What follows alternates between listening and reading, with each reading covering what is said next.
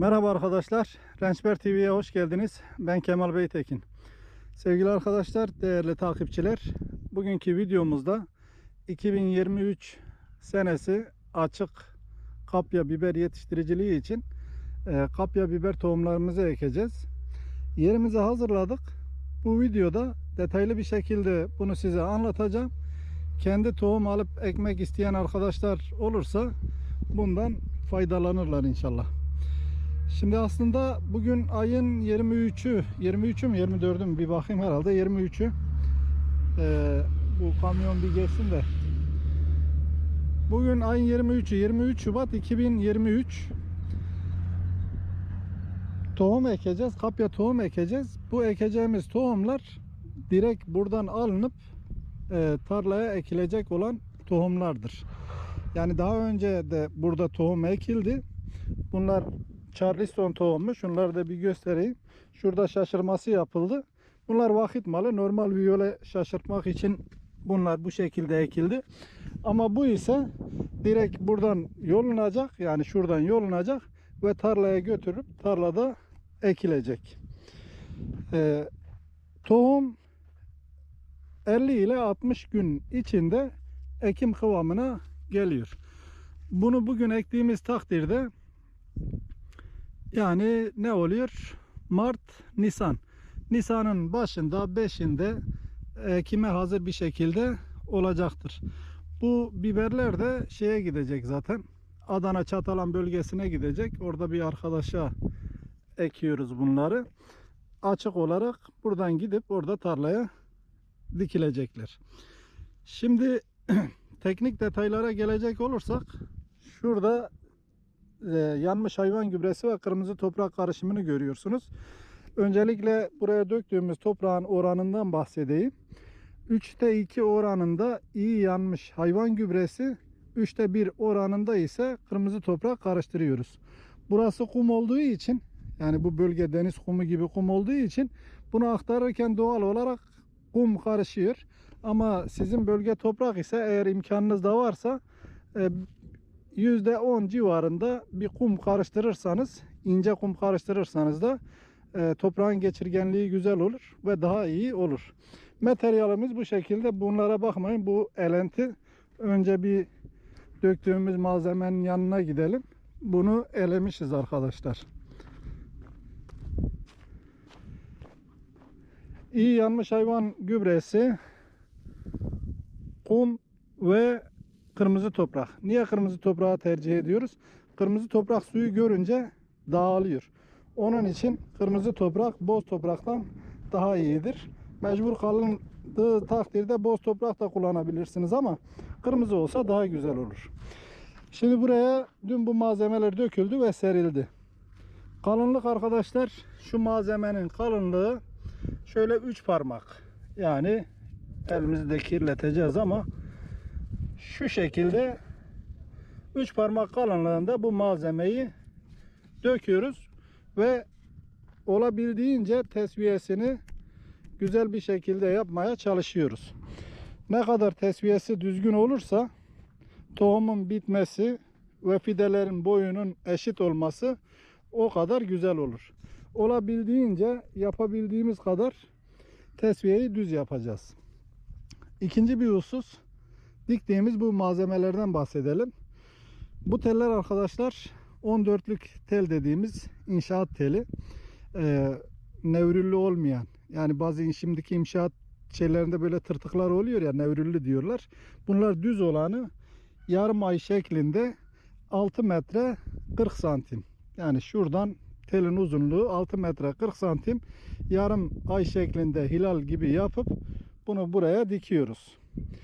Bundan uzunluğumuz 18 metre. 18 metreye 10-11 tane tel dikiyoruz.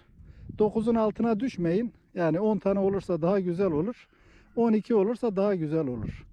Elinizdeki tel imkanına göre, ama 9'un altına düştüğünüz zaman ara çok geniş oluyor ve rüzgarda sıkıntı yaşatıyor. Onu buradan söyleyelim. Tellerimiz 6.40.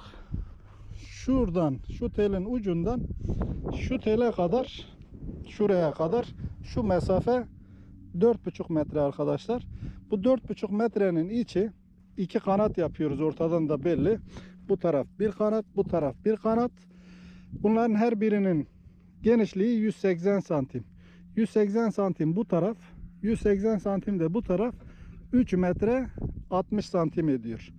Şu ortada da 30 santim bir kendimize yürüyüş yolu bırakıyoruz. Sulama yapmak için, otunu almak için.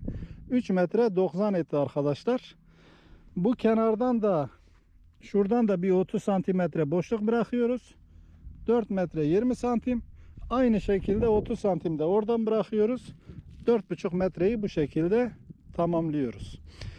Daha erken ekenler ve soğuk bölgede ekenler, burası çukur olduğu için sıcak don riski diğer yerlere göre daha az. Yine de her ihtimale karşı şu tellerden içine döşeyeceğiz. Şu telleri bir göstereyim değerli dostlar. Şimdi bu telin uzunluğu 3 metre 20 santim.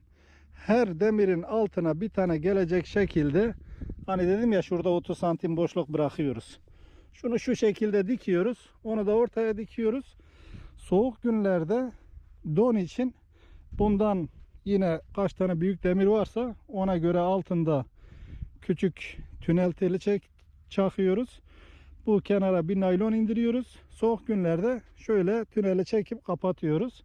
Bu üst naylon da kapalı olduğu zaman -5, -6 dereceye kadar tohumunuzu, bitkinizi soğuktan koruyacaktır. Teknik detaylar bu şekilde. Şimdi ekim detaylarına gelecek olursak onu da yaparak bizzat göstereceğiz. Buraya biz malzememizi döktük. Dün güzel bir şekilde tesviye ettik. Suladık. Bir gece kaldı. Bu sabah bir daha suladık. Şimdi tohumumuzu atacağız birazdan. Tohumumuzu serptikten sonra üzerine yine elenmiş zibil ve kırmızı toprak karışımından, şuradakinden serpme yapacağız. Tohumumuzun üstünü kapatacağız. Tohumun üstünü kapatırken maksimum bir tırnak boyu arkadaşlar. Yani 1 santim, bilemedin en fazla 2 santim de olmasın. Şöyle küçük parmağınızın kalınlığı kadar şu şekilde kalınlıkla üzerine toprak atacaksınız. Fazla kalın olursa hem geç çıkar hem de biber çıkarken üstündeki ağırlığı kaldırırken zorlanıyor. Ayrıca orada kök boğazı bölgesinde eğrilikler, beyazlaşmalar oluyor. Onu da olabildiğince ince bir şekilde yapıyoruz. Tohumu atıp zibili de üzerine serdikten sonra, toprağı üzerine serdikten sonra buna bir mantar ilacı ve haşere ilacı atacağız. Haşere ilacı olarak malatyon atıyoruz. Mantar ilacı olarak da ridomil atıyoruz. Bunları birbirine karıştırıp atıyoruz. Hem karınca çekmesin diye hem kurt girmesin diye bunu atıyoruz. Ridomil de mantari hastalıklara karşı bitkimizi kök hastalıklardan koruyacaktır. Ridomil bulamazsanız Kaptan 50 de güzel oluyor. Kaptan 50, ridomil. Öncelikli tercihimiz ridomil. Çünkü ridomilde %8 metalaksil olduğu için kök hastalıklarına karşı da faydalı. İkinci tercihimiz de Kaptan 50 olabilir. Onu da serpip son bir defa suluyoruz ve üstünü kapatıp beklemeye başlıyoruz. Kapatırken de bugünlerde hava çok sıcak. Böyle güneşin tam açık olduğu günlerde gündüz kapattığımız halde gündüz içerisi çok sıcak oluyor. Dışarının sıcaklığı 20 derece falan olsa bile içerinin sıcaklığı 50-60 derecelere çıkıyor. Yer yaş, üstündeki gübre de, zibil de yaş diyelim. Ve çok sıcak olduğu zaman tohumun içi nişastalaşma yapıyor. Yani cıvıklaşıyor, bozuluyor. Ondan dolayı gündüz saat 11 ile 2 arasında bir kedi köpek girecek kadar ufak bir hava veriyoruz ki içindeki aşırı sıcak ve nem çıksın diye. Eğer hava kapalıysa bunu yapmanıza gerek kalmayacaktır. Aynen şu şekilde ekmiş olduklarımıza da bir gösterelim. Tünel dediğim olaydan da biraz bahsedeyim. Tünel dediğim olay arkadaşlar bu. Çok soğuk günlerde şunu şöyle çekiyoruz. Buraya biraz toprak atıyoruz. Bunu da buradan çekip ağzını kapatıyoruz. Bunu her ihtimale karşı hazırda bırakacağız. Bir problem olursa eğer, hava soğursa onu çekeceğiz. Ama soğuk bölgelerde dediğim gibi bunu direkt çekmeniz gerekebilir. Çok soğuk bölgelerde dahi gündüz eğer güneş varsa, böyle hava açıksa, ağzını kapatsanız, tünel de kapalıysa tohumunuz yanabilir. Bu nedenden dolayı çok soğuk bölgelerde dahi olsanız, Konya gibi İç Anadolu bölgelerinde dahi olsanız tüneli çekin. Gündüz sıcak havada saat 11-2 arası bu büyük naylondan bunun yarısı, şu deliğin yarısı kadar hava vereceksiniz ki bu sıcaklık gitsin diye. Şimdi ben videoyu ara vereceğim. Biraz sonra buraya tohum atacağız. Ne kadar tohum atmamız gerekiyor ondan da bahsedeceğiz. Diğer işlemleri de yaptığımızda bunu çekeceğiz ve videomuzu sonlandıracağız arkadaşlar.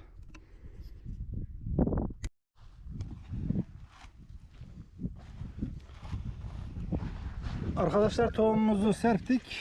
Şimdi de üzerine elemiş olduğumuz yine 3'te 2 oranında yanmış hayvan gübresi ve 3'te 1 oranında kırmızı toprak olan malzemeyi bir tırnak boyu 1 santim gelecek şekilde tohumların üstünü kapatıyoruz. Bunun üstünü kapattıktan sonra ilacımızı atacağız ve hafif bir su vereceğiz. Zaten altı az önce 2 saat önce suladık. Altı dün de suladık. Altı yaş. Bu üstüne attığımız toprak ıslanacak kadar bir sulama yaptıktan sonra sulama işlemimiz bitmiş olacak. Sulamadan önce yalnız kuruyken buraya biz şey atacağız. O toz ilaçları dediğim Ridomil ve Malatyonu, toz Malatyonu atıyoruz. Haşere ve mantari hastalıklar için. Ondan sonra üstünü sulayacağız. Bunu suladık, kapattıktan sonra 3 gün ya da 4 gün sonra yine hafif bir sulama yapacağız. Çünkü altının nemini kolay kolay kaybetmez. Bu da sulama da yani ekmek sular gibi dediğimiz şekilde sadece biber tohumu ile şu üstüne attığımız malzemeyi ıslatmamız yeterli olacak ikinci suda. Genelde biz 3 gün 4. gün suluyoruz. Ondan sonra takip edeceksiniz. Eğer üstündeki toprak kuruduysa ara ara sulayacaksınız. Dediğim gibi gündüzleri de güneş böyle açık ise eğer ön taraftan az bir hava, ön ve arka taraftan kedi köpek girecek kadar az bir hava vermemiz yeterli olacaktır. Şimdi ne kadar tohum atıyoruz ondan da bahsedeyim. Bu direkt tarlaya gideceği için bunu biraz seyrek dağıtıyoruz bu tohumu. Metrekareye 20 gram 22 gram gelecek şekilde tohum atıyoruz. Bu kapya biber için, fil kulak kapya biber için geçerli. Eğer kıl biber ekiyorsanız kıl biberi, süs biberi bunların tohumları daha küçük olduğu için metrekareye 16-17 gram atmanız yeterli olacaktır. Bir de şu bizim diğer biber gibi eğer viyollere şaşırma yapacaksanız onda ise 30 gram metrekareye tohum düşürmeniz gerekiyor. Bunu niye biraz seyrek yapıyoruz? Bunu seyrek yapıyoruz ki kökler biraz kalın olsun. Direkt tarlaya götürüp şaşırtma yapacağımız için biraz seyrek olduğu zaman köklerimiz daha kalın ve daha güzel oluyor. Onda ise birim alana biraz daha fazla tohum katabilmek için biraz daha sık yapıyoruz. Viyollerde kaldırıyor. Öbür tarafta viyoller var. Hazırlandığımız viyoller. O viyollere de burada standart charlestonlarımızı dikeceğiz. Yarın değil öbür gün şaşırtma olacak. Ektiğimiz tohum da bu arkadaşlar. Fil kulak kapya standart bir çeşit. Hibrite en yakın, en güzel standart çeşit. Standart çeşit salçalık biberlerde kapyada 2 çeşit oluyor. Fil kulak ve postal kapya oluyor. Aslında bunların hepsinin kökeni yağlık 28 dediğimiz çeşit. Her firma kendisi için eker, içinden güzel tohumları seçer. Bu da seleksiyon yapılmış güzel bir fil kulak tohumu. Ben bundan ekiyorum. 2 senedir de bundan ekiyoruz. Gayet de memnunuz. Çok güzel bir şey çıktı. Çeşit çıktı. Bu çadıra yaklaşık 80 metrekare 1 kilo 750 gram tohum attık. Normalde bu biraz uzun 20 metre. 18 metre olursa genelde 18 metre bunu az bir şey uzun yapmışlar. Bir şey olmaz. Hava güzel olduğu için sıcak olduğu için buradan havasını bol vereceğiz. 18 metreliklerde ise 1,5 kilo tohum atmanız gayet yeterli ve uygun olacaktır. Şimdi yine ben bir kamerayı kapatayım ve toz ilaçlarımızı atalım. Üzerine suladıktan sonra burayı kapatacağız. Tünel tellerini dikeceğiz. Naylonları hazırlayacağız. Ama çekmeyeceğiz çünkü hava çok güzel.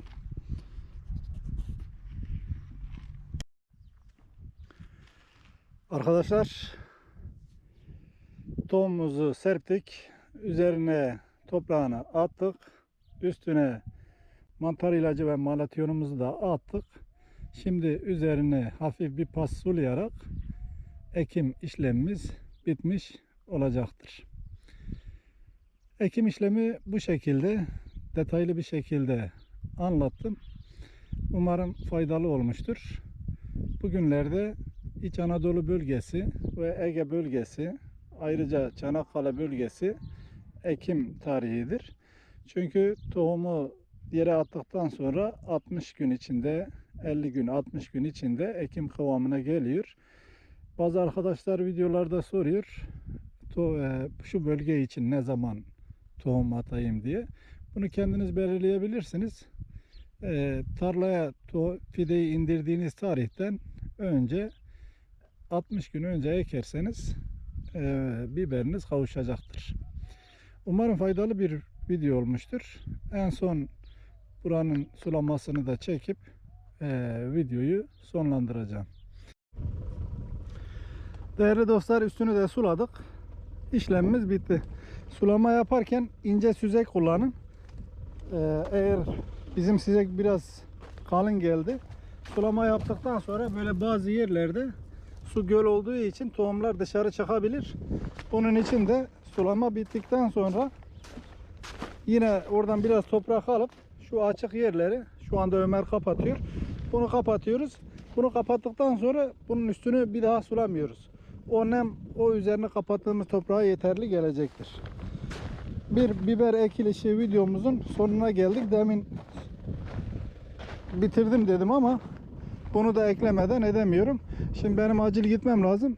Bu çadırın üstünü kapatacağız ve tünellerimizi hazırlayacağız. İşimiz bitecek. 3 gün veya 4 gün sonra bir su daha vereceğiz. Şeye çok dikkat edin. Ağzına az bir şey hava verin. Eğer hava güneşli ve sıcaksa şunun 1/3 kadar bayağı düşürün. Yani şöyle bir pirket boyu kadar bir hava verseniz ağzından, içindeki yangın gidecektir. Tohumun çürümesi engellenmiş olacaktır. Tarsus Baharlı Köyü'nden hepinize kucak dolusu sevgi ve selamlar olsun. Yeni videolarda görüşmek üzere. Hoşça kalın. Sağlıcakla kalın arkadaşlar.